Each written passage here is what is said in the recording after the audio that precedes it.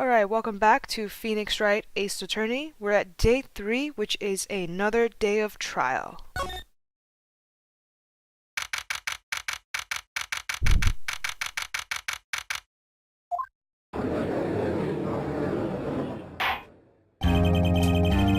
Court is now in session for the trial of Mr. Miles Edgeworth.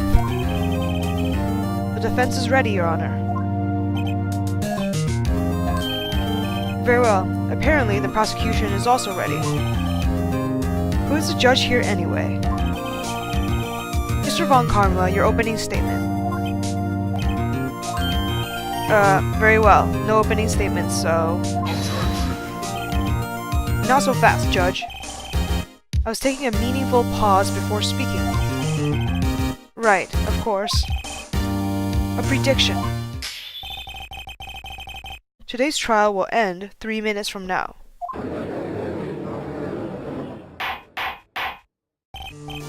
Order! Order! Mr. Von Karma, what is the meaning of your statement just now? Bah! Must you question everything? It'll be over in 3 minutes. We have no time to waste. I'll call my witness now. Right. I call my witness, my decisive witness, to the stand. It's that mysterious boat shop owner.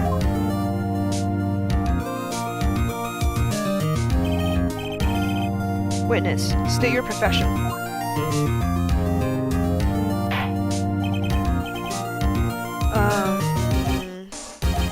I am the proprietor of the restaurant, The Wet Noodle, at Gourd Lake.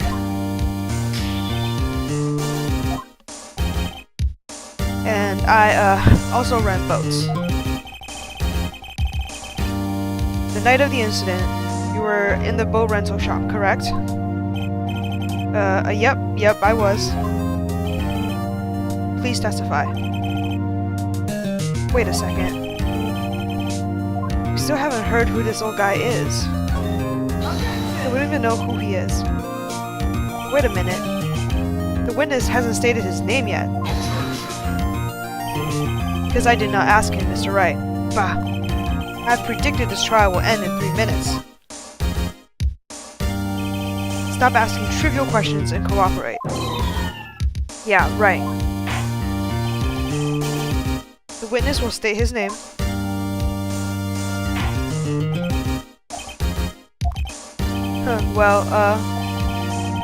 I'm not really sure. Yep. What do you mean? My, memory... Your Honor, the witness does not remember anything beyond the last several years. Ergo, he cannot recall his own name. He can't recall, you say. I mean, is he really a reliable witness if he can't even, like... Oh well. Yes, but the incident in question took place 3 days ago, okay? So he can remember everything recently, just he can't remember anything past a certain number of years. He can testify. Very well. Let's hear his testimony then, shall we? Witness?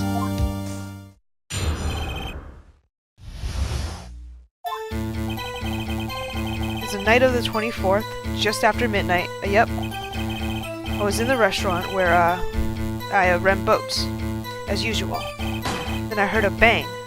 Yep. When I looked out the window, I saw a boat just floating on the lake. Then I heard another bang. Just about then, the boat comes back ashore and a man walks by my window. Very well. I'd like to begin the cross-examination. There's nothing to question in my witness's testimony. Ergo, no need for cross-examination. Besides, there are only 10 seconds left before our 3 minutes are up. Judge, your verdict, now. Yes. Mr. Wright? What the hell? Of course not. Of course I'm gonna cross-examine. What are you saying? Of course I'll cross-examine the witness. Exactly. Very well. You may begin. Oh, why is he so pissed? What the hell? Excuse me, Mr. Von Karma? 3 minutes just passed. I see. Well then, let's just take our time. We may cross-examine the witness.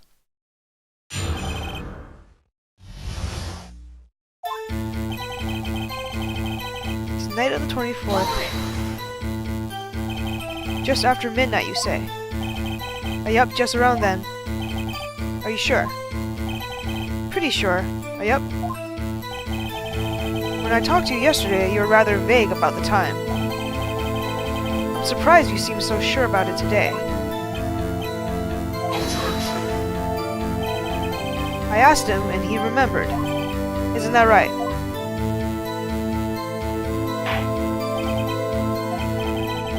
Don't glare at me like that. I remember it clearly. I did. Yep. You see? Continue. I was in a restaurant where I rented boats as usual. Is there anyone who can verify that? Well, I guess Polly could. Well, that's not good enough for a court of law. Mr. Wright, exactly what's not good enough? Your Honor, this Polly is a parrot. A parrot? Don't be so hard on a girl, Keithy boy. Keith. The prosecution concedes that we cannot prove the witness was in the shop. Witness, please continue. I heard a bang. And where did the bang seem to come from? From the lake, I figure. Are you certain? Yep. Good, continue. When I looked out the window, I saw a boat just afloat on the lake. Was there someone in the boat? It was pretty far out there, I couldn't see clearly. But I figure it was two men out there. Yep. But you couldn't see them clearly. Oh yep, at the time, that is. At the time. Then I heard another bang. So you heard 2 gunshots total. Oh yep. That's what Lotta said in her testimony yesterday. Just about then, the boat comes back to shore and a man walks by my window. So who is that man? By your window? Oh yep, by my window, right outside the window of my little shack. And, could you see the man's face? Well, the fog was pretty darn thick, but he was right there in front of me. I saw him. This is a rather important detail. Please add it to your testimony. Tisk, tisk, tisk. I have a bad feeling about this. That man was the defendant. He was saying, I can't believe he's dead. If I know Von Karma, he's preparing his witness. I'm not going to find contradictions very easily in this testimony. Alright, let's press on that one and then see where that leads. Are you sure? Uh-oh. Dad! Dead certain, Keith. He said, I can't believe he's dead, as he was walking by, too. Witness, are you sure that the person you saw was Miles Edgeworth? It was him, that Edgeworth boy.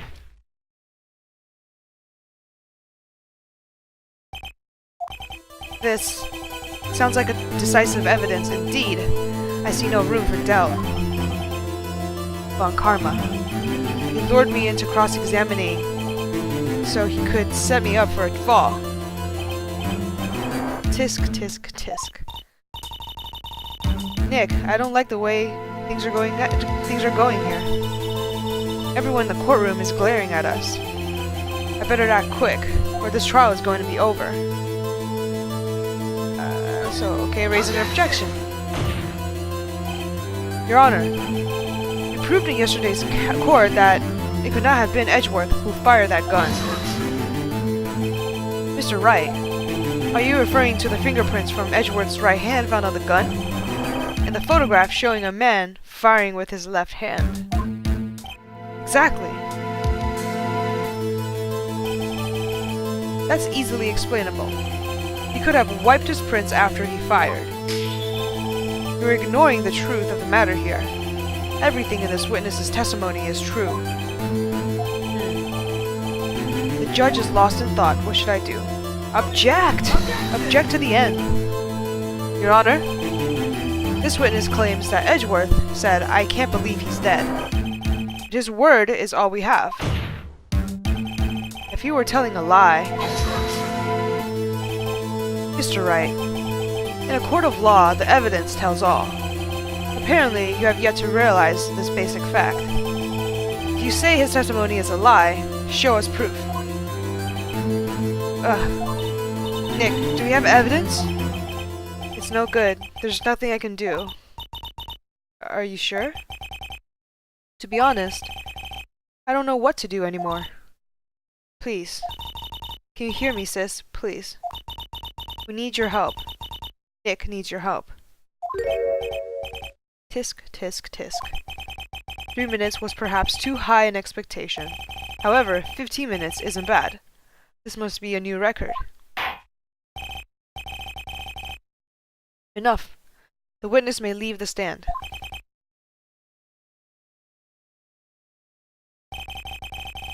This court sees no reason to further prolong the trial, nor is there any need for more time to decide the case against the defendant. This case is extremely clear. I see no room for misinterpretation of the facts. What? No. Huh. This court finds the defendant, Miles Edgeworth, guilty. The accused will surrender to the court immediately, to be held pending trial at a higher court within a month from today's date. That is all. The court is adjourned.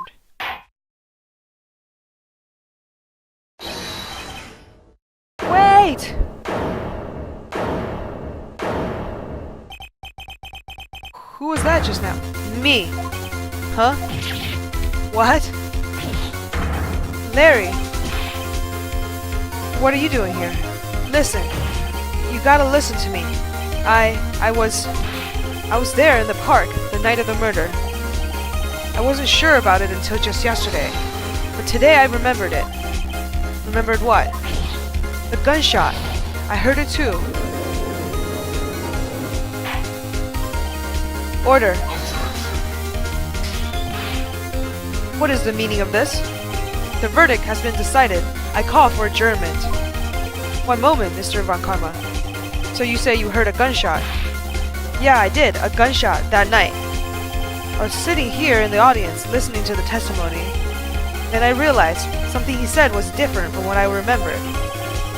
Anyhow, I can't just sit here and let you call Edgey a murderer. It's just not right. I testify. Let me testify.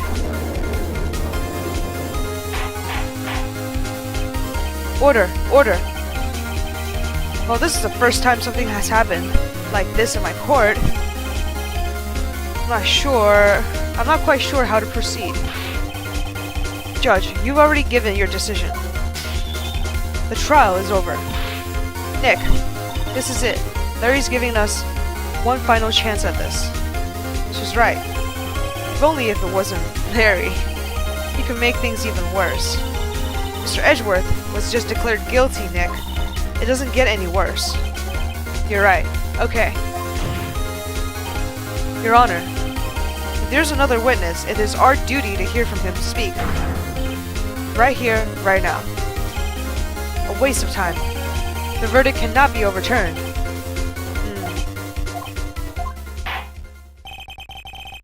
Allow me to speak my opinion. In all court proceedings, it is our duty to prevent an inaccurate verdict. In order to make sure no mistake has been made, every witness should be heard. What is this? I withdraw my previous verdict of guilty.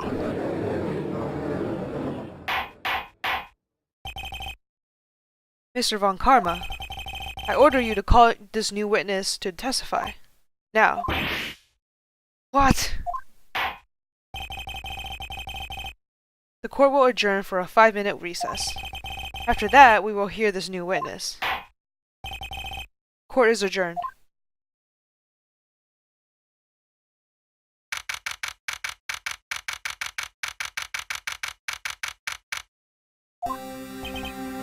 Phew. That was too close. Sorry to keep you on the edge of your seat like that, Edgeworth. Huh. I've seen worse. Yeah, right, Edgeworth. You were sweating bullets. I just wonder what Larry plans to say in there. Larry was at the lake that night. Yes. He said he went looking for the steel samurai balloon that flew in the lake. Oh, right. He found the balloon and the air tank that night. Yeah. Hey, Edgeworth. Huh? You say something right? Yeah, a lot of things. You seem out of it. What's wrong? It's nothing. Mr. Edgeworth? There's something I've been meaning to ask you. What's that? Why are your fingerprints on the murder weapon? Oh.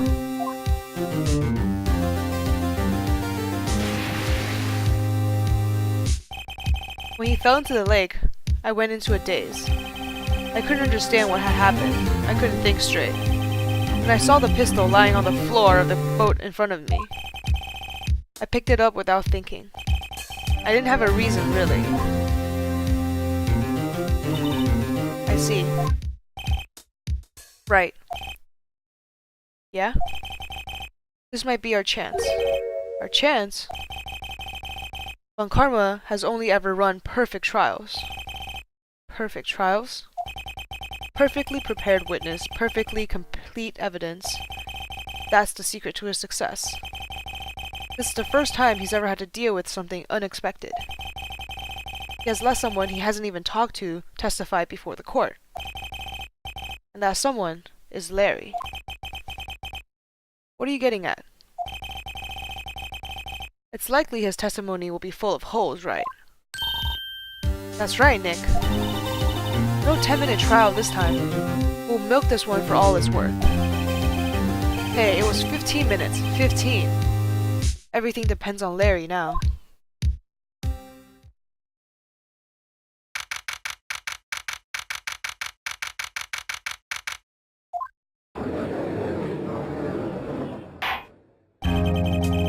Court is now back in session. Witness. Please testify to the court about everything that you saw. On the night of December 24th. Right, leave it to me. Please, Larry, don't mess this one up. I hate to admit it, but you're our last chance. Von Karma didn't even have time to prep this witness. I just hope Edgeworth is right about this being our big break.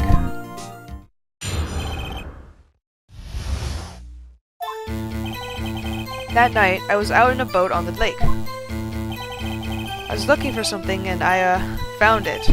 So I quietly slipped the boat back in at the rental shop dock. Then, just as I was thinking about going home, I heard this bang. I looked out over the lake, but I didn't notice the boat. So after I heard that single gunshot, I went home. That was an unusually vague testimony, even for this court. In any matter, Mr. Wright, you may begin your cross-examination. Yes, Your Honor. What's wrong, Nick? It's Larry. I have no idea what he's going to say if I press him. I'm a little scared. Well, we've come this far. There's no way to go before, Nick. That's right.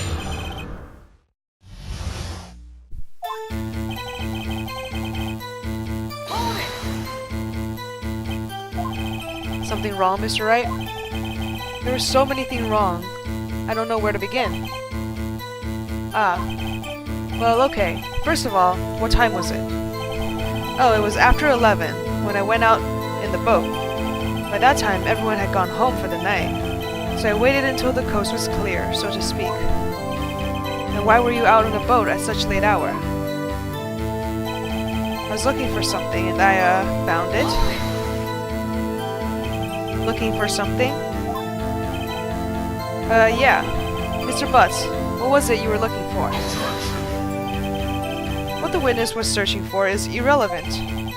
Most likely he was hunting for this Gordy. You know, it wouldn't surprise me one bit if that was the truth. This is all irrelevant, let's get it over with.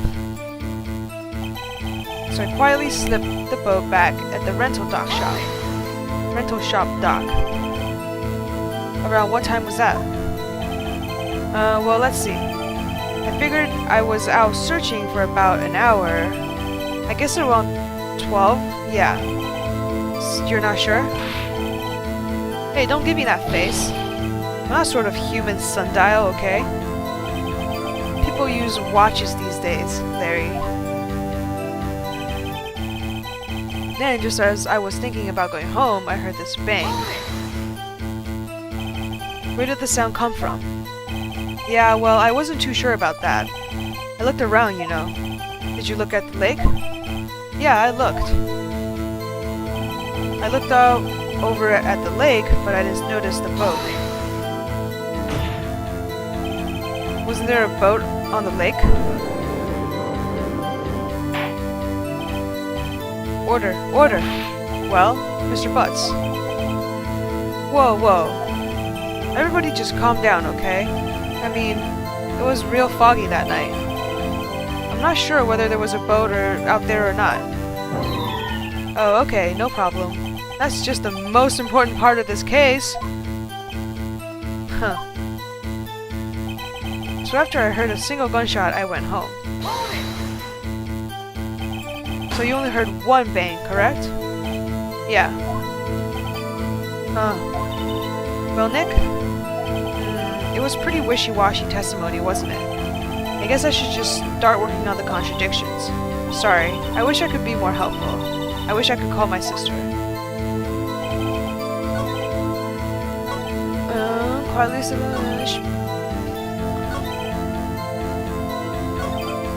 So you went home after the gunshot. I feel like this is probably the problematic piece. Bullet. Fired 3 times. The 2 sounds after midnight. So that contradicts Lotta's disposition. Wait a second, Larry. What? You only heard one bang? You sure? That's what I said. And Miss Lotta Hart testified yesterday that she heard 2 bangs. And the old man just now said the same thing. They both heard 2 gunshots that night. Huh? Were you even listening? Were you paying attention at all to what they said? Yo, Nick, please. Huh? You know, something's been bothering me. I'm a witness, see? I'm like a customer here. So you've gotta treat me nice and stuff, okay? Mr. Butts. What? You only heard 1 gunshot? Are you sure? Well, to tell you the truth, I'm not sure. Huh? Not sure? How could you not be sure? Yeah, well, I might have missed the other gunshot. I was listening to something else. Something else? My radio, dude. On my headphones. What? Order, order, and stop that booing. Mr. Butts, you were listening to a radio on earphones? Yeah, so what? That a crime? I listen to my radio. Everybody listens to the radio. What's the big deal? Mr. Von Karma, your opinion? Waste of time.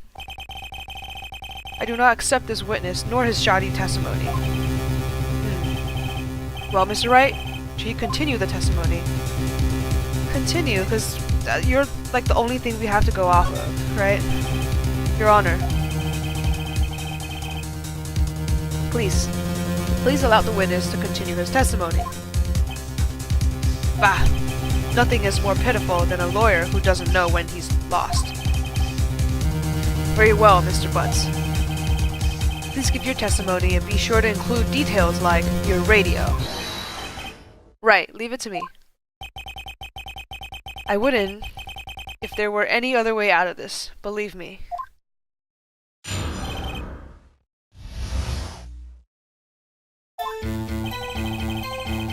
It's lonely being alone on Christmas Eve. That's why I was listening to an all-request show on the radio, see? I was listening to it real booming loud, like... But I'm sure I heard that gunshot. I remembered exactly what the DJ was saying when I heard it too. You were listening to your radio at a high volume? Yeah, what's the big problem? Can a man listen to his radio in peace? Isn't this a free country? I truly believe Larry has no idea what the problem here is. Judge, can you believe a word this witness says? What he heard was probably nothing more than a drum beat from the radio. True enough, it is difficult to believe this testimony. Objection! Wait, Your Honor. The witness said that he remembered exactly what the DJ said when he heard the gunshot. Excuse me? DJ? An announcer, the guy who says things on the radio. Anyway, what this means is, when he heard the sound, no music was playing. The DJ only talks between songs, so he could have heard the gunshot from the lake. I'd like to cross-examine the witness, Your Honor. Very well, Mr. Wright. I can't believe I'm continuing this charade.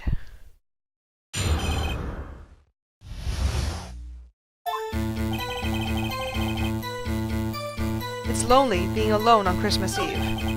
That's why I was listening to an all-request show on the radio, see? Do you by chance remember the name of the program you were listening to?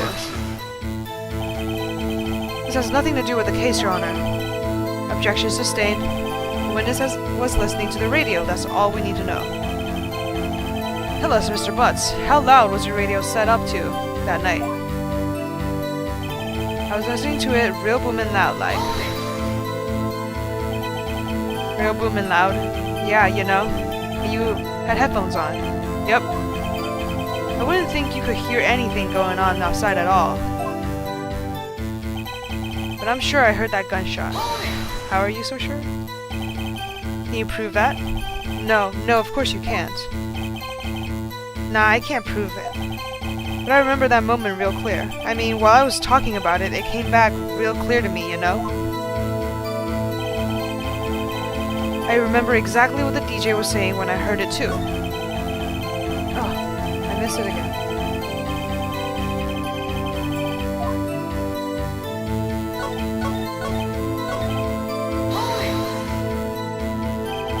What did he say? Mr. Wright, please cease these pointless questions. What possible good could a radio DJ do us good? Indeed, Mr. Von Kammer has a point. I'll allow the questions only if you see some reason why we should care. We should care. We should care, Your Honor. Of course we should. Why? Well, how do you know if we don't ask? Fine, very well. Mr. Butts, please testify to the court. What was the radio announcer saying when you heard the gunshot? Just when she said, "Hey, it's almost Christmas," I heard the gunshot. It's the most ludicrous testimony I've ever heard. There's one gleaming ray of hope in there. Gotta press until we get to the bottom of what happens.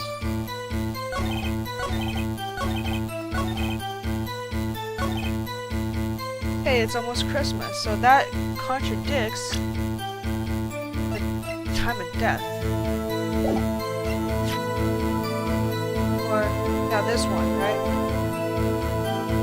Objection! Larry, are you absolutely sure what you're saying is correct? Huh? What's with the face? You look scary, dude.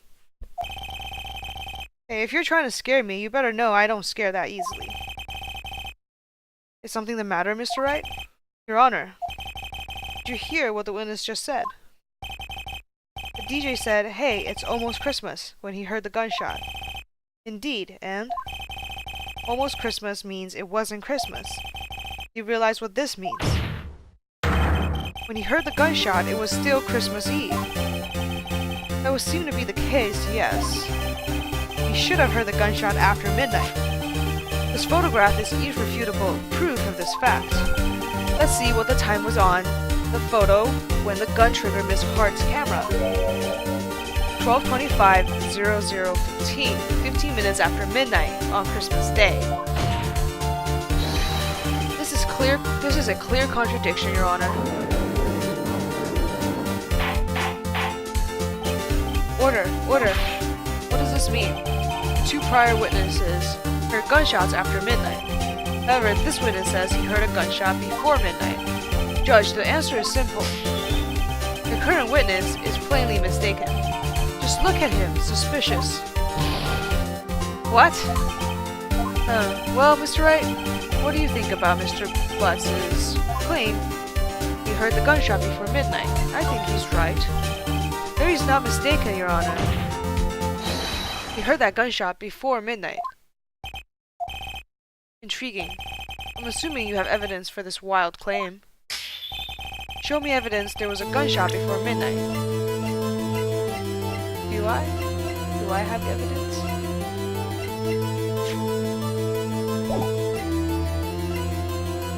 I don't know if I do.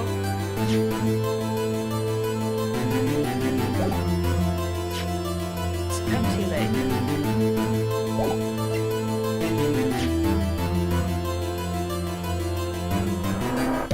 Yeah, maybe the photo of the empty lake is like, it went off, right? Look at this photograph. It was just taken by a witness yesterday, Miss Lotta Hart, with her automatic camera. The timestamp on this photo reads December 24th, 11:50 p.m. Oh yeah? There's nothing on the lake in this picture. Your Honor, the real issue here is not why nothing is shown in this photograph. It is why this photograph exists at all. What do you mean? Your Honor, this photograph was taken by an automatic camera. That camera was set to go off in response to loud noises. Aha! Correct. There was a loud noise on the lake at 11:50 p.m. That is why this photograph was taken. In other words, when Larry heard that gunshot, it was most definitely Christmas Eve. Indeed, it would seem that that is the case. Then, where does that leave us? Miss Hart testified that she heard the gunshot after midnight. Are you claiming she was mistaken? Not at all, Your Honor. It is a fact that the camera also triggered at 15 minutes after midnight. Your Honor, that night there were two sets of gunshots, with a 25-minute pause between them. Why would this be? Don't be fooled, Judge. That camera was set to respond to loud noises. Yes? There's no proof that the loud noise at 11:50 was a gunshot. Why, the witness could have sneezed, triggering the camera. Hey, my nose was clear that night, man. Clear. Well, Mr. Wright, there's no turning back now. Can you prove that the loud noise at 11:50 was indeed a gunshot? Please show the court evidence if you have any.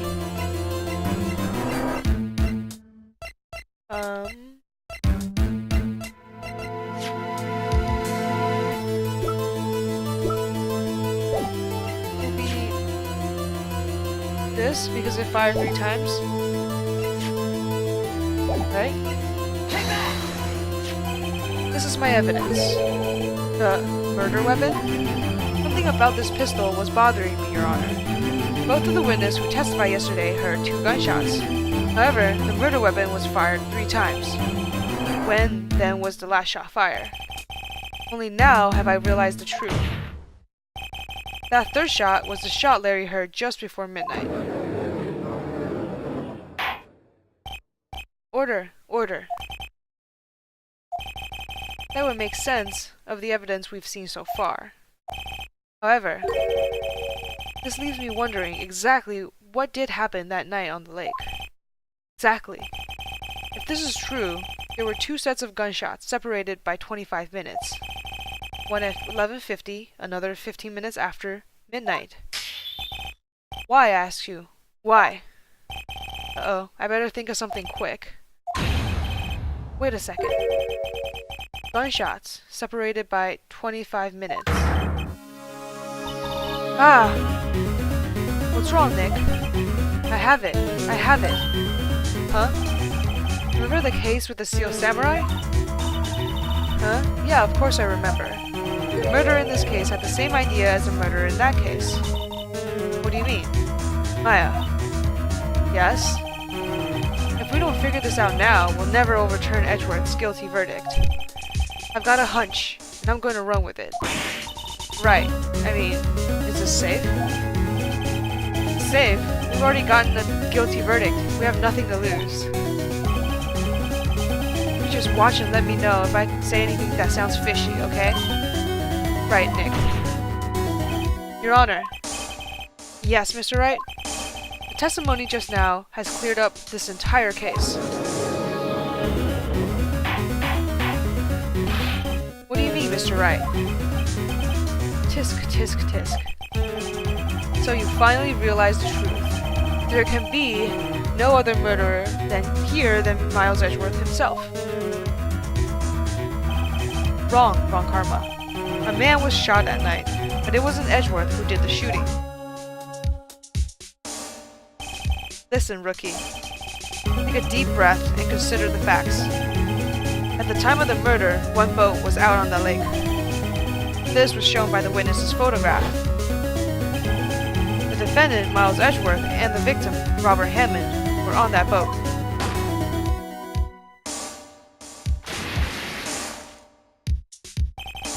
There was a gunshot fired on that boat, and Robert Hammond fell into the lake. The distance of the shooting was 1 meter.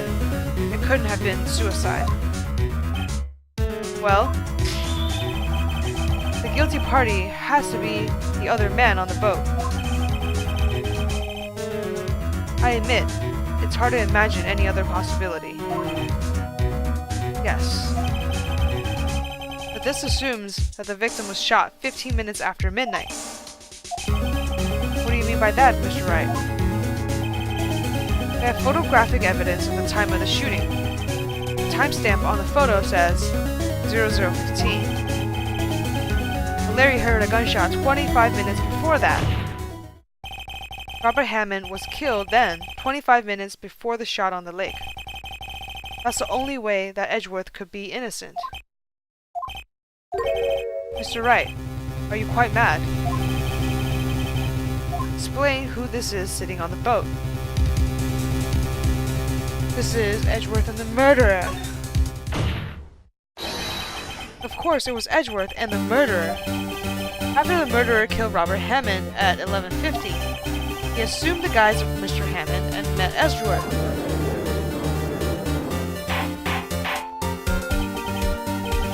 What? Are you serious? Yes, Edgeworth won't tell us why he went to the lake that night. However, I have a hunch. That night, Robert Hammond called Edgeworth to the lake.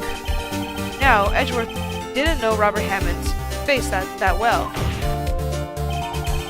That's why he didn't suspect anything when the murderer took Robert Hammond's place. I'm not sure what to make of all this. It's ludicrous. Mr. Wright, tell us the name of the murderer then. The murderer's name? Right, it's... I have a gut feeling, but it's neither of those. Actually, I don't know the murderer's name. You don't know? Bah, again, you waste my time.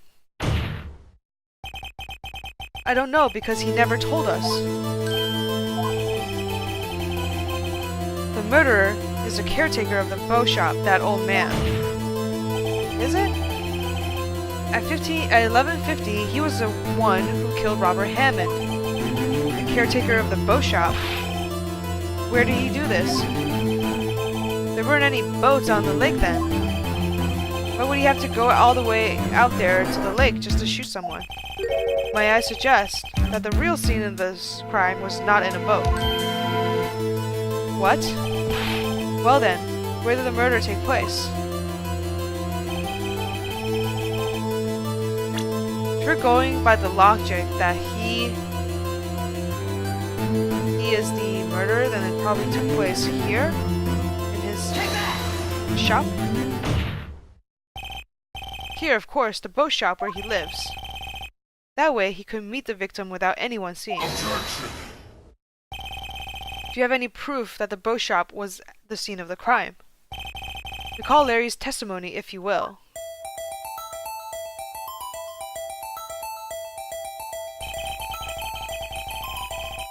That night, he was out on the lake in a boat, searching for something.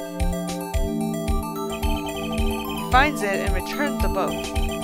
Then, just as he was starting to head for home, he hears a gunshot. He heard a gunshot, Your Honor, even though he was wearing headphones at the time. In other words, the gunshot was very, very close by. And where would that be if he had just returned a boat? The boat shop.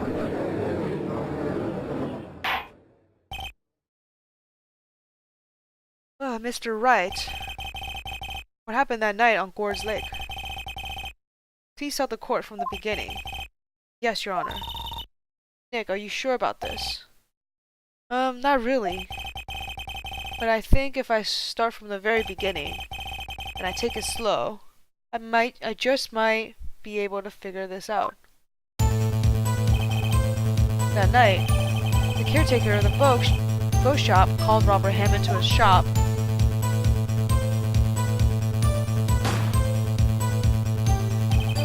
This was around 11:50. That was when the gunshot that Larry heard was fired. After that, the caretaker put on Robert Hammond's coat and became Robert Hammond. Then, he got in the boat with Edgeworth and went out into the middle of the lake. Then, who fired the pistol on the boat, Mr. Wright?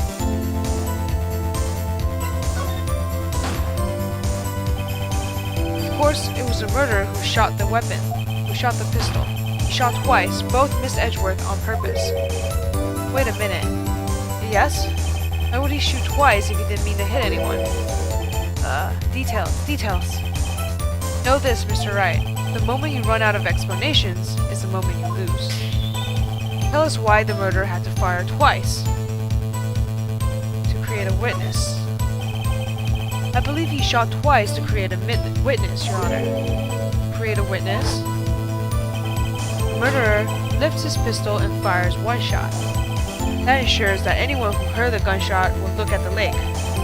Indeed, Miss Hart did exactly that after hearing the first gunshot. Next, the murderer waits a bit and he fires again. Then,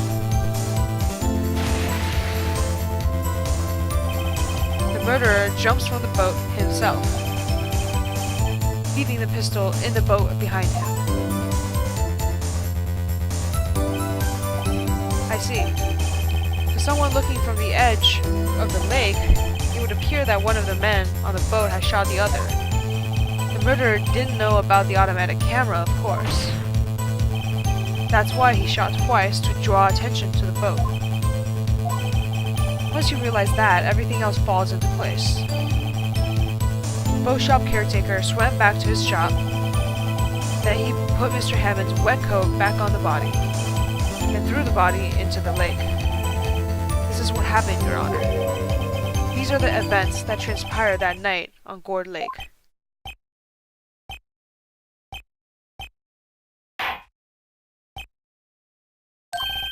Bailiff, bring out the witness from before. The boat shop caretaker, quickly.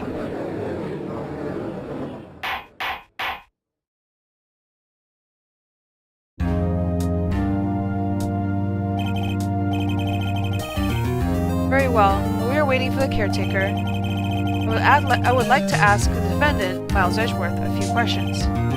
Mr. Edgeworth, please take the stand. Mr. Edgeworth, you heard what the defense has said. Yes. Well, why did you go to the lake that night? What Wright has said was mostly correct. Astonishingly so, actually. Yes. Several days ago, I received a letter. This letter was signed Robert Hammond. He asked me to come to the boat shop by the lake at midnight on Christmas Eve. He said he had something very important to discuss with me. Something important. I'm sorry, I can't say what it is. Your Honor, sir. Bailiff, we're conducting a trial here. I ask that you remain quiet. The witness has disappeared. He isn't at the boat shop either. What? What should I do? Find him, quickly. We cannot allow him to get away.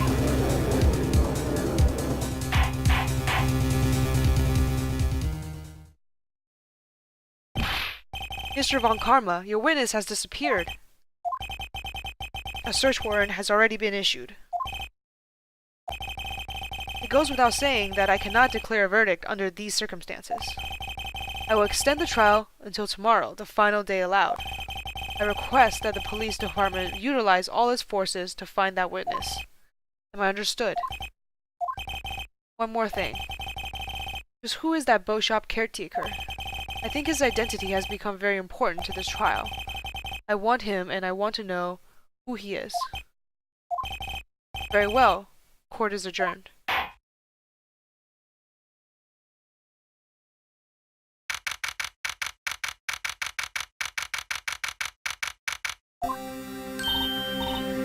Yay, Nick, you did it. Yeah, well at least we got out from under that guilty verdict. And what about Larry? That was something else. Even Von Karma didn't know what to do with his testimony. Larry really helped us out.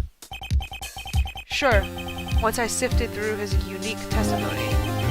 Still, he did save us. I just wish our cases weren't so down to the wire all the time. I know what you mean. Sometimes I feel like it's us on trial instead of our clients. Hey, Edgeworth. Mr. Edgeworth? Did you say something? Don't look so pained. I mean, it looks like you're probably going to get off the hook. You could try to smile just a little. Relax. I'm sorry, but I fear it's not over for me yet.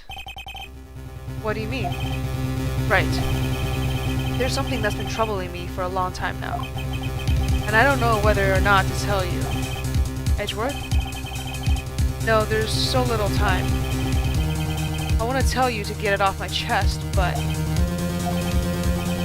I can't make up my mind. Dude, just tell us. What's this about, Edgeworth? It's a nightmare I've had. A memory of a crime that I committed. Crime you committed? A memory of a murder.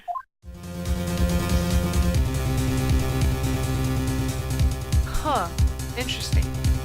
Is it this murder, or is it like a different one? So there is a lot of questions that's left unanswered in this episode, but I'm going to end it here, and we'll reconvene in the next episode where we'll do more investigation and find out exactly what happened. As always, thanks for watching. See you later.